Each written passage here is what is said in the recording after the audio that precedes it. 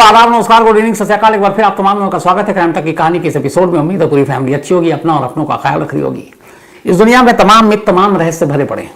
बहुत सारे रहस्य ऐसे हैं जिनकी सच्चाई आज तक लोगों के सामने नहीं आई। बहुत सारे रहस्य ऐसे हैं जिसके बारे में ये पता ही नहीं चला कि इसकी शुरुआत कहाँ से हुई। आज की कहानी एक ऐसी रहस्यमयी कहानी है। कहानी एक कब्र और उस कब्र के ऊपर लगी एक मूर्ति की है, जो कि ब्रॉन्ज की मूर्ति है। और ये कहानी है 1870 की। हर दौर में जब जहाँ जहाँ मीडिया रही है तो बहुत सारे लोगों को मीडिया से शिकायत भी रही है। ख़ास तौर पर जो इस्टेब्लिशमेंट है, गवर्नमेंट है या राजशाही है, तो उन्हें कभी पसंद नहीं आता कि मीडिया उनके खिलाफ कुछ बोले या कुछ लिखे, या अब आज के दौर में टीवी है तो कुछ दिखाए। नेपोलियन बोनापार्ट, बचपन में आप लोगों ने भी पढ़ी हो, इस हिस्ट्री में पढ़ा होगा, इतिहास। तब फ्रांस में नेपोलियन बोनापार्ट 3 उस दौर में गद्दी पर थे और उनकी हुकूमत थी। उनको भी हुकूमत में रहते हुए करीब 20 साल से ज़्यादा का वक्त हो चुका था। और उस वक्त कई सारे फ्रेंच मीडिया थे, न्यूज़पेपर भी निकलता था। ऐसा ही एक अखबार था जिसका नाम था ला मर्सिलेज। अब ये ला मर्सिलेज एक्चुअली फ्रेंच नेशनल एंथम भी है, उसको इसी नाम से कहा जाता है। और इत्तेफाक से जो फ्रांस के प्रेसिडेंट हैं, इस बार 26 जनवरी पे हमारे चीफ गेस्ट भी हैं, तो वहाँ का एक न्यूज़पेपर था ला मर्सिलेज। और ये ला मर्सिलेज जो था ये किंगडम के खिलाफ था, यानी कि नेपोलियन बोनापार्ट की जो हुकूमत थी लगातार उसके खिलाफ लिखा करता था। अब नेपोलियन बोनापार्ट के बहुत सारे कज़न भी थे। अखबारों में शाही परिवार के लोगों के बारे में अलग अलग कभी एडिटर्स लेटर में भी खबरें छपती रहती थी। 1869 में ऐसी एक खबर छपी और यह खबर थी नेपोलियन बोनापार्ट के एक कज़न की, पियरा बोनापार्ट। उस कज़न के और उससे रिलेटेड जो लोग थे उसमें कुछ लेडीज़ भी थी। तो इससे वो नाराज़ हो गया। एडिटर जो थे उस वक्त उससे अपनी नाराज़गी जताई। अब शाही परिवार के खिलाफ पंगा लेना तो कुछ भी हो सकता था। तो फिर ला मर्सिलेज के न्यूज़पेपर के जो एडिटर थे उन्होंने कहा कि चलो इस झगड़े को ख़त्म करते हैं। और उन्होंने अपने सबसे होशियार, सबसे सुलझे हुए जर्नलिस्ट, सबसे अच्छे रिपोर्टर विक्टर नुआर, यही नाम था, विक्टर नुआर को, जो नेपोलियन बोनापार्ट 3 के कज़न थे, पियरा बोनापार्ट, उनके पास भेजा कि जाओ तुम कुछ समझौता कर लो, देख लो क्या कुछ होता है। तो 1869 से इस समझौते की शुरुआत चलती रही, बात होती रही, लेकिन बात बनी नहीं। धीरे धीरे कई बैठकें हुई। लास्ट 11 जनवरी 1870, 11 जनवरी 1870 की बात है ये। लगभग साल भर हो गए थे, अखबार से नाराजगी चल रही थी शाही परिवार की। तो फिर जो अपने विक्टर नुआर हैं वो पहुंचे पियरा बोनापार्ट के पास, कज़न के पास नेपोलियन के, और जाकर उन्होंने बताई कि ऐसे ऐसे एडिटर साहब ने कहा है फलान, जो भी एक मैसेंजर के तौर पर। लेकिन उस दिन जो पियरा बोनापार्ट था उसको गुस्सा आ गया और उस गुस्से में उसने अपनी पिस्टल निकाली और सीधे विक्टर नुआर की तरफ तान कर गोली चला दी। विक्टर नुआर वहीं फर्श पर गिर पड़ा और उसकी मौके पर ही मौत हो गई। अब जब मौत हुई तो फिर न्यूज़पेपर तक खबर पहुंची। अब एक पॉपुलर न्यूज़पेपर जो फ्रेंच वहाँ का, जिसका नाम ही वहाँ के नेशनल एंथम पर उस अखबार को निकाला जाता था, ला मर्सिलेज, उसके एक जर्नलिस्ट को एक शाही परिवार के शहजादे ने, क्योंकि वो प्रिंस था, उसने गोली मारी तो उसको लेकर खूब हंगामा हुआ। और इस राजशाही के खिलाफ तब तक लोग जागरूक भी हो रहे थे, लोकतंत्र की आवाज़ भी उठ रही थी। तब जब ये एक जर्नलिस्ट की मौत की खबर आई और उसके पीछे की कहानी अखबार में चूंकि लगातार छप रही थी तो लोगों को पता था, तो अपोजिशन को बड़ा मौका मिल गया जो इन सारी चीज़ों के लिए आवाज़ उठा रहे थे। उन्होंने विक्टर नुआर की मौत को एक तरह से एक मुद्दा बना दिया और राजशाही के खिलाफ आवाज़ उठाने लगे। अब इसके बाद विक्टर नुआर के अंतिम संस्कार था, तो लाश के साथ पूरी एक रैली निकली और कहते हैं कि उस दौर में शाही परिवार के खिलाफ जाकर करीब 1 लाख लोग सड़क पर उतर आए और उसकी लाश के साथ विक्टर के वो कब्रिस्तान तक पहुंचे, सेमेट्री तक, और फिर उसे दफनाया गया। अब लोगों में इस बात को लेकर बड़ा गुस्सा था।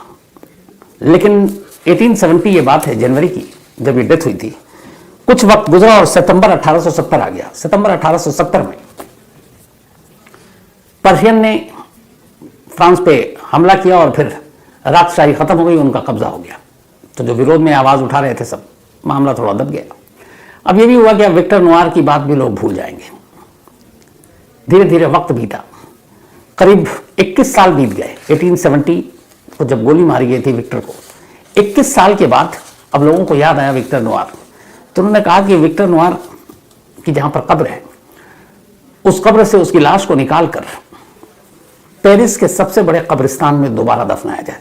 उस ताबूत को निकाला जाए और ताबूत समेत एक दूसरे कब्रिस्तान में दफनाया गया था, तो वहां से उस लाश को निकाला गया और अब जो पेरिस का सबसे बड़ा कब्रिस्तान है उसका नाम है पेरेलिसे। तब यह हुआ कि विक्टर की लाश को पेरिस के सबसे बिगेस्ट जो कब्रिस्तान है पेरेलिसे, वहां पे उसको दफनाया जाएगा। लाश निकाली गई बाकायदा तमाम धार्मिक रीति रिवाज के हिसाब से और ले जाकर अब पेरेलिसे की एक कब्र में उस ताबूत को रख दिया गया। कब्र नई बन गई। अब विक्टर नुआर को पेरी बोनापार्ट ने जो गोली मारी वो कहानियां उस वक्त थी। उस वक्त विरोध प्रदर्शन हुआ, 1 लाख से ज्यादा लोग उसकी अंतिम संस्कार में शामिल हुए। तो जब ये कब्र का ट्रांसफर हुआ एक जगह से दूसरी जगह, तो ये भी मीडिया में खबर आई। तो 21 साल के बाद विक्टर नुआर एक बार फिर से जिंदा हो गया। जब जिंदा हुआ तो उसके कुछ चाहने वाले उन्होंने कहा कि इस जिंदा होने को कुछ भुनाया जाए। तो फिर तय हुआ कि विक्टर नुआर की एक मूर्ति बनाई जाए, एक ऐसी मूर्ति जो यादगार हो। अब इसके लिए बहुत ढूंढा गया, आखिर में एक मूर्तिकार मिला जो बहुत ही नामी था उस वक्त। उससे कहा गया कि आप एक मूर्ति बनाओ, हमें पता नहीं कैसी मूर्ति है लेकिन अच्छी होनी चाहिए, और क्या सब्जेक्ट कैसे आप बनाओगे वो आपके ऊपर छोड़ दिया, लेकिन वो ब्रॉन्ज की मूर्ति होनी चाहिए। अब जिस मूर्तिकार को यह काम सौंपा गया उसने कहा कि ऐसी कैसी या कौन सी मूर्ति बनाएं जो लोगों को यादगार और उस मूर्ति के जरिए उसका भी नाम और ज्यादा हो जाए। उसने बहुत सोचा। जब जनवरी 1870 में विक्टर का कत्ल हुआ था तो उस अखबार ने जिसमें वो काम करते थे ला मर्सिलेस, उसने पूरा डिस्क्रिप्शन छापा था, कैसे गोली चली, कैसे वो गिर गए फर्श पर और उस वक्त कैसे लाश जमीन पर पड़ी हुई थी, उस दिन विक्टर ने क्या कपड़े पहने थे, क्या जूते पहने थे, इस सारे डिस्क्रिप्शन के साथ एक स्केच बना था क्राइम सीन को डिस्क्राइब करते हुए। तो वो स्केच भी अखबार में छपा था। बहुत सोचने के बाद मूर्तिकार ने अचानक, चूंकि विक्टर के बारे में उसे पढ़ना लिखना भी उसे जानना है, उसे उस स्केच उसने देखा। स्केच देखने के बाद उसे ख्याल आया कि क्यों ना विक्टर नुआर गोली लगने के बाद जब फर्श पर गिरा और उसने दम तोड़ा तो उस आखिरी मूवमेंट की मूर्ति बना दी जाए। इसके बाद उसने ब्रॉन्ज की मूर्ति बनानी शुरू की। मूर्ति बनकर तैयार और वो वाकई मूर्ति बेहद शानदार बनाई। हू बहू विक्टर का फेस, उसके नाक, उसके लिप्स, कान, कद काठी, साइज। अब जब मूर्ति बनकर तैयार हो गई थी, जिन लोगों ने बनाया, जो लोग इसके पीछे थे, उन्होंने कहा कि अब इस मूर्ति को कहाँ लगाया जाए। बहुत सोच विचार के बाद यह तय हुआ कि इस मूर्ति को इसी पेरेलिसे कब्रिस्तान में विक्टर नुआर के कब्र के ऊपर रखी जाए। आइडिया सबको पसंद आया। अब उस मूर्ति को ले जाकर उस कब्र पर लिटा दिया गया, तो फिक्स कर दिया गया एक तरह से। ये जो आप तस्वीर देख रहे हैं ये वही मूर्ति है जो बनाई गई थी। अब मूर्ति को उस कब्र पर रख दिया गया। कुछ लोग शुरू में आए, जो सारी चीजें हैं उन्होंने मूर्ति देखी, चले गए और एक तरह से लगा कि अब विक्टर नुआर की कहानी एक बार फिर से खत्म हो जाएगी। लेकिन ये जो कब्रिस्तान था पेरेलिसे, पेरिस का सबसे बिगेस्ट कब्रिस्तान, अब जब बड़ा है तो इसका मतलब है कि हर रोज वहां बहुत सारी लाशें आती होंगी, बहुत सारे ताबूत आते होंगे, बहुत सारे लोग आते होंगे उस आखिरी घड़ी का गवाह बनने के लिए। तो उस कब्रिस्तान में डेली सैकड़ों लोग आते थे और जब वो गुजरते तो इकलौता एक कब्र था जिसको वो देखते कि इस कब्र के ऊपर एक मूर्ति रखी है। उस मूर्ति की कहानी वहां चर्चा में थी, सभी को पता था, मीडिया में खबर छपी थी। तो उन्हें पता था ये विक्टर नुआर एक जर्नलिस्ट है जिसको नेपोलियन बोनापार्ट III के कजिन ने गोली मारी थी। मूर्ति देखने में इतनी खूबसूरत थी कि कब्रिस्तान में बहुत सारी लड़कियां, महिलाएं भी आती थी। तो कहते हैं कि शुरुआत ऐसे हुई कि एक रोज कब्रिस्तान में कुछ लोग एक किसी मुर्दे को दफना कर लौट रहे थे, उसमें कुछ महिलाएं थी। अचानक उनकी नजर पड़ी और वो इतना क्यूट मूर्ति लगा कि उन्होंने जाकर पहले उसके पेशानी पे, फिर उसके लिप्स पे किस कर दिया और वो वहां से निकल गई।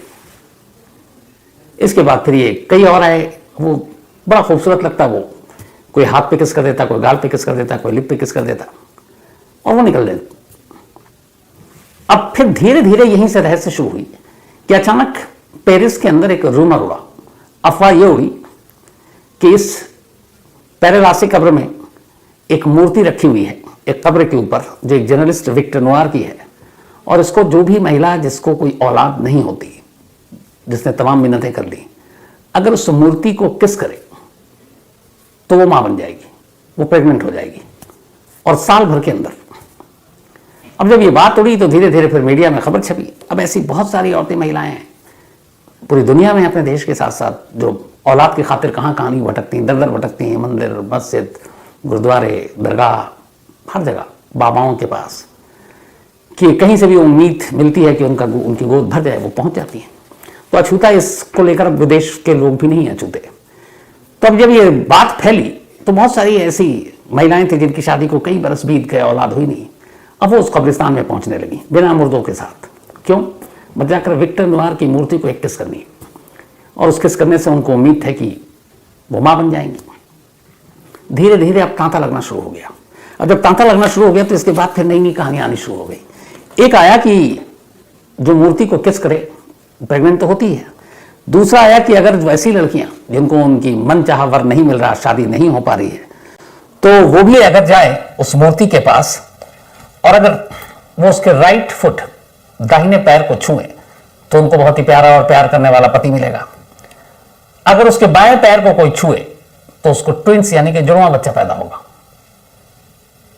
तो लिप्स करना, पैर छूना, दोनों पैर छूना, ये जो एक हैट है मूर्ति में, उस टोपी में अगर कोई गुलाब डालता है तो उससे भी उसको मन चाहा पति मिलेगा, औलाद होगी। तो ये सारी चीजें तेजी से बढ़ना शुरू हो गया। अब और अफवाहें फैलने लगी कि जो मां नहीं बन पा रही हैं वो उस मूर्ति के जो प्राइवेट पार्ट्स हैं अगर उसको जाकर टच करती हैं तो वो प्रेग्नेंट हो जाएंगी। तो धीरे धीरे ये बात पेरिस के बाहर तक पहुंच गई। अब हजारों की तादाद में ऐसी महिलाएं हैं या लाखों की तादाद में जिनकी शादी नहीं हुई। सिर्फ अपने देश का मसला नहीं है, तो वहां भी ऐसे कि कोई ऐसा साथी मिले जो मन चाहा हो। तो एक उम्मीद के खातिर ये सब अब सीधे इस पैरेलल से कब्रिस्तान में पहुंचनी शुरू हो गई, खासतौर पर तमाम महिलाएं। अब जब पहुंचनी शुरू हो गई तो कोई किस कर रहा है, कोई टच कर रहा है, कोई पैर छू रहा है, कोई रब कर रहा है। उससे धीरे धीरे ये हुआ कि ये ब्रॉन्ज की मूर्ति बनी थी। उन जगहों पे जहां जहां ये टच करते, किस करते, वो बिल्कुल आप देखेंगे तो चमचमाने लगा, मतलब वहां पे शाइनिंग है। बाकी जगह जो मूर्ति है अपने ओरिजिनल कलर में है। तो अब ये हुआ कि अगर इसी तरह से लोग आती रहीं महिलाएं और उसको टच करती रहीं, किस करती रहीं, छूती रहीं, तो ये मूर्ति अपना असली रंग खो देगी। तो अब क्या करें? तो जिन लोगों ने मूर्ति बनाई जो इसके पीछे थे, उन्होंने कहा कि रोकना पड़ेगा लोग, खासतौर पर तमाम औरतों को, लड़कियों को। 2004 में ये बात देखिए कहां से चला रहा है। और उसके बाद ये कहानी आती 2004 में। 1870 की बात है ये जब ये हुआ था, और 1891 में कब्र का ट्रांसफर किया गया था। उसके बाद 2004 में ये हुआ कि मूर्ति अपना असली रंग खो रही है।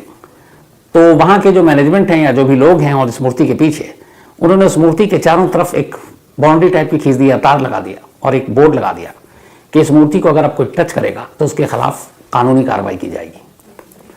अब आसपास हो गया, आप मूर्ति के करीब जा नहीं सकते क्योंकि घेराबंदी कर दी। कहते हैं कि जैसी ये चीज हुई, हजारों महिलाओं ने इसका विरोध करना शुरू कर दिया, बाकायदा उस सेमेट्री यानी कि कब्रिस्तान के मैनेजमेंट के खिलाफ, प्रशासन के खिलाफ। और महिलाओं की तादाद इतनी थी कि आखिर में उन लोगों को झुकना पड़ा। और फिर कुछ दिन के बाद उन्होंने अपना फैसला वापस लिया, उस घेरेबंदी को हटाया और कहा भाई जिसको जो मर्जी आओ, अपनी अपनी मन्नतों के हिसाब से तुम्हारी जो भी श्रद्धा है, आस्था है, आप करो और जाओ। उसके बाद ये दोबारा खुल गया। ये कहानी का एक पार्ट। दूसरा पार्ट ये है, बहुत सारे लोग कहते हैं कि ये सब बकवास है, इसका कोई साइंटिफिक वो नहीं, ये भी फैक्ट है। आज तक साबित नहीं हुआ कि इसको छूने से कोई प्रेग्नेंट हो जाए। लेकिन ऐसी औरतों की भी एक बड़ी तादाद थी जो जब इस मूर्ति को टच करके या किस करके गई, उसके बाद वो प्रेग्नेंट हो गई 1 साल के अंदर। और उससे पहले उनकी शादी को 10, 12, 15 साल हो चुके थे और कभी वो प्रेग्नेंट नहीं हो पाई। तमाम डॉक्टरों को भी दिखाया। तो जब वो प्रेग्नेंट हुई और उनका बच्चा पैदा हुआ तो वो अपने अपने बच्चों को लेकर विक्टर नुआर के कब्र पर पहुंची और वहां जाकर फूल वूल रखे, कई तो वहां पर जाकर तस्वीरें रख दी जो उनका बेबी हुआ। तो ऐसी एक बड़ी तादाद है औरतों की जिन्होंने ये किया। ऐसी बहुत सारी लड़कियों और महिलाओं की तादाद है बल्कि जो वहां आई, उन्होंने पैर को टच किया, किस किया और उसके बाद उन्हें अच्छा जीवन साथी मिला जैसा वो चाहती थी। वो फिर कपल वहां पहुंचा और कपल ने जाकर थैंक्स के नाम पर वहां रोज रखा। तो ऐसे लोगों की तादाद भी हजारों में है और ऐसे लोगों की तादाद भी हजारों में जो कहते हैं ये सब बकवास है, ये सब अंधविश्वास है। तो अंधविश्वास सिर्फ अपने यहाँ नहीं चलता, दुनिया में हर जगह है। लेकिन इसका आज तक कोई साइंटिफिक ऐसा कोई रिसर्च या रीजन जो कहे कि हाँ इसको टच करने से कोई प्रेग्नेंट या गर्भवती हो जाए, साबित नहीं हो पाया। लेकिन एक तरफ हजारों लोगों की उम्मीद और आस्थाएं हैं जो कहती हैं कि यहाँ आने के बाद, किस करने के बाद, टच करने के बाद ही वो माँ बनी या फिर उनकी शादी हुई। तो दोनों पहलू हैं इस किस्से के।